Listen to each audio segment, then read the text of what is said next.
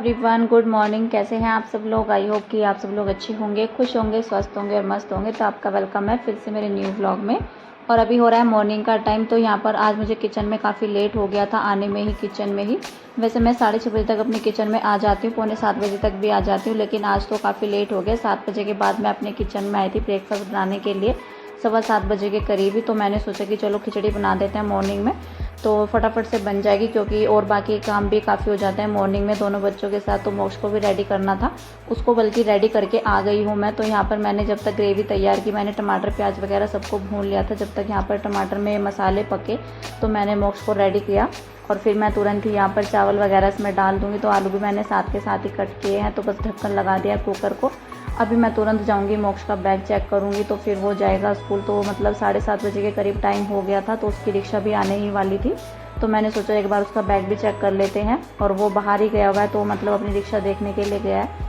तो मॉर्निंग के टाइम में बड़ा जल्दी जल्दी करना होता है, जब सभी को निकलना होता है। तो हस्बैंड भी जाते हैं और मोक्ष भी निकल जाता है 7:30 बजे ही।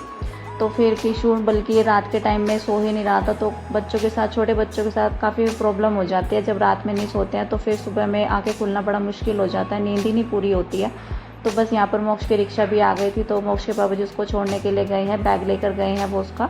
और कुकर में अभी तक सीटी नहीं आई थी, तो मैंने सोचा कि यहाँ पर ये चादर वगैरह उठा लेते हैं, तो अपने कामों को भी निपटाते हुए चलते हैं। नहीं तो मॉर्निंग में जब काम लेट शुरू हुए तो फिर बाकी के और काम भी लेट होते चले जाते हैं। तो बस यहाँ पर मैं लंच लगाकर रेडी कर दूँगी। तो मैंने फटाफट से इसकी सीटी मतलब भाप को निकाल दिया था, क्योंकि मोक्ष के पापा जी को भी लेट हो रही थी।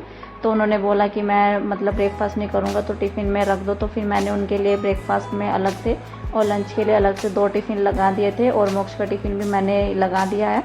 तो मोक्ष का टिफ़िन भी वो लेकर जाएंगे, तो वो स्कूल में देते हुए चले जाएंगे। तो मोक्ष का टिफ़िन तो वो अक्सर करके मतलब बाद में ही ले जाते हैं, क्योंकि इतना जल्दी हो नहीं पाता है। 7:30 बजे तक, 7:15 बजे तक कि लंच वगैरह बनकर रेडी हो जाए, तो काफ़ी टाइम लग जाता है। मतलब 8 बजे मोक्ष के पापा जी जाते हैं, तो 8 बजे तक मेरा किचन का काम ख़त्म हो पाता है, ब्रेकफास्ट वगैरह का। तो बस यहाँ पर वो निकल गए थे, मोक्ष का टिफ़िन भी देते हुए जाएंगे। तो बस यहाँ पर मैं गेट बंद करने के लिए आई थी, और किशु अभी अंदर ही था, तो वो आवाज़ें लगा रहा था। तो बस मैं तुरंत ही उसके पास आई, तो इसको सुलाऊंगी पहले। तो मतलब मैंने अपनी किचन में मतलब मैंने चाय वगैरह कुछ नहीं पी थी। मैं किशु को सुलाते मैं तुरंत ही अपने कामों में लग गई थी आज, कि चलो अपने काम निपटा देते हैं। और मैं सोच रही थी कि चलो आज सिलाई करेंगे, क्योंकि मैंने कल सूट कटिंग किया था। तो मैंने सोचा कि चलो सिलाई कर लेंगे आज, अगर टाइम लगा मुझे तो फिर मैंने सोचा कि चलो यहाँ पर अपनी क्लीनिंग स्टार्ट कर देते हैं फटाफट से। ब्रेकफास्ट वगैरह सब बाद में ही करेंगे।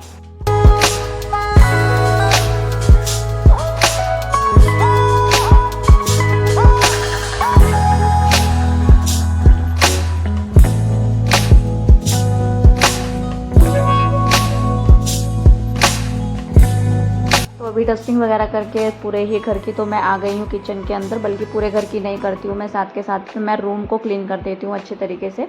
और आज किशु भी सो गया था, जब मैं उसको दूध वगैरह पिला रही थी तो वो एकदम से सो गया था। तो मैंने सोचा कि ब्रेकफास्ट में क्यों अपना टाइम वेस्ट करना, तो फिर बाद में ही कर लेंगे अगर जल्दी काम निपट जाएंगे। क्योंकि मैं 8 बजे तुरंत ही अपने कामों में लग गई थी, तो फिर मतलब अगर मैं तुरंत से अपने कामों में लग जाऊँ साथ के साथ ही जब किशु सो जाता है, तो फिर मेरे काम जल्दी से निपट जाते हैं। अगर मैं ब्रेकफास्ट करने के लिए बैठ जाऊँ तो 15 मिनट तो मेरे उसमें ही लग जाते हैं। तो फिर मैंने सोचा कि चलो बाद में कर लेंगे, वो तो मैं किशु के साथ भी बैठकर कर लूँगी, लेकिन मैं कामों को नहीं कर पाती हूँ किशु के साथ बैठकर, क्योंकि वो मुझे फिर परेशान करने लग जाता है। तो यहाँ पर तुरंत ही मैंने अपने किचन को समेट लिया था। अभी यहाँ पर बर्तन को समेट लेते हैं, किचन को क्लीन करूँगी मैं, मतलब सिंक को क्लीन करूँगी फटाफट से। और मेरे आज सारे ही काम निपट गए थे आराम से, बड़े ही आराम से, क्योंकि किशु आज सो ही रहा था, तो वो आज उठा भी नहीं था। तो उसने भी काफ़ी साथ दिया मेरा सारे ही काम निपटाने में। और आज सुबह किचन में पानी नहीं आ रहा था, तो मैंने इस वाले भिगोने में भर के रख लिया था। तो मैंने इसी से ही बर्तन क्लीन किया, बल्कि मैंने 2-3 बार पानी लिया था यहाँ पर, तो इसको भी वॉश करके रख दिया मैंने। तो मुझे मोटर चलाने में बड़ा आलस आता है, तो वहाँ पर मतलब उसकी तार को जॉइंट करना होता है। तो मैंने सोचा कि चलो ऐसे ही भर के क्लीन कर लेते हैं बर्तन को। तो यहाँ पर ये तुरंत ही मैं कपड़े भिगा कर रख दूँगी, तो फटाफट से फिर वॉश हो जाएंगे। इसके बाद मैं झाड़ू पोछा लगाने के लिए जाऊँगी अपना।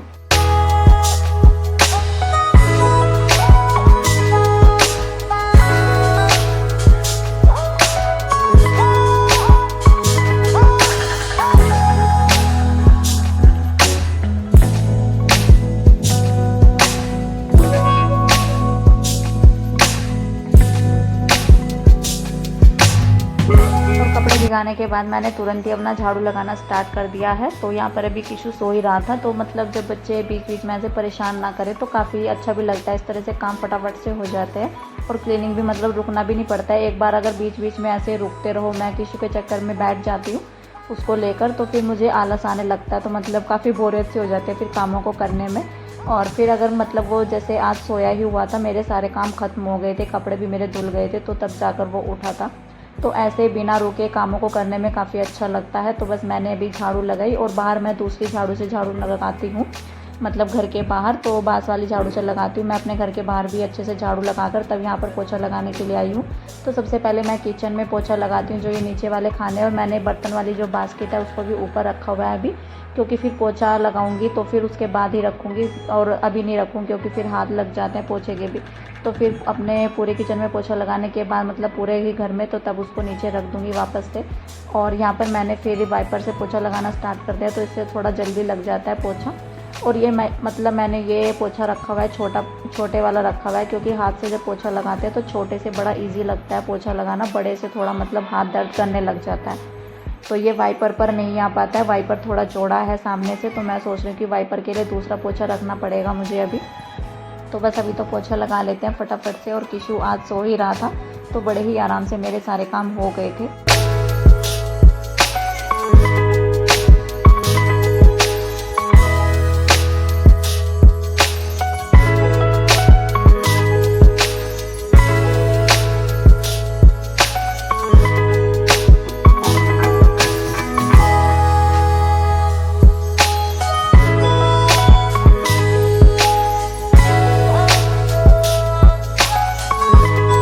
घर की क्लीनिंग करने के बाद बस सबसे बाद में मेरा जो काम रह जाता है वो कपड़ों का रह जाता है। तो मैं सबसे एंड में अपने कपड़े ही धुलने के लिए बैठती हूँ।